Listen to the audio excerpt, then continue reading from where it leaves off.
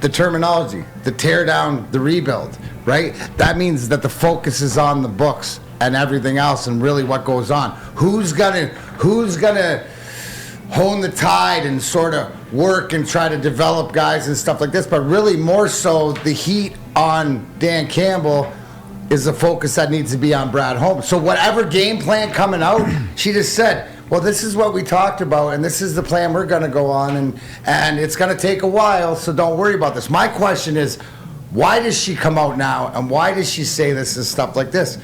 Because she hears the rumbling in the fan base that it's different than in the past, that it's just not lambs to slaughter, just walking up to buy their tickets, buy their merch and stuff like this, that there is something in the fan base that are getting upset about this, Neil. Like, but what it just says is nobody's cares. going anywhere.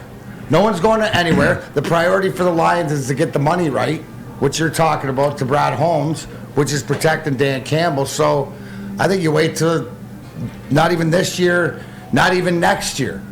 And it's not. And I when I sat down to think about what I was going to talk about today, I'm like, I have brought it up in the past, certainly.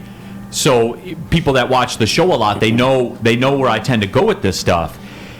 Even next year as well, the financial pathway, because they are running the Yzerman game plan that everybody loves. They're running it, D-Mac. There are so many similarities right now to what you see the Lions doing with what the Detroit Red Wings did. The Red Wings are a couple years ahead. And T-Foss, you can laugh at that. You get that look on your face that you have right now. The Red Wings are 40 years ahead. Well, what I'm talking about in this time and space, you don't have to be a football mind to understand it. Look at the salary holdings. Look at the contracts that were signed. Look at the length, the duration of these contracts. Look at the nature of the contracts that were signed. Low risk, short term.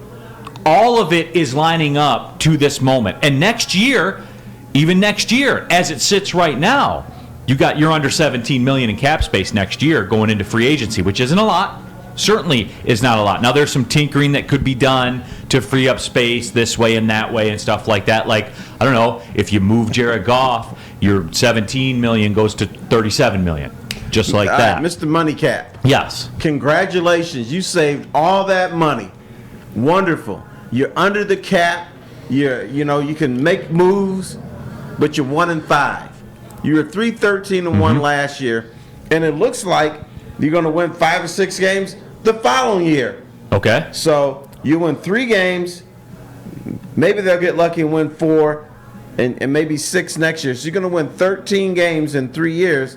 But damn, we saved some money. But that's the game plan. The game plan is to get the books right. D-Mac, what did Steve Yzerman do this offseason? What did he do? He changed the face of the organization.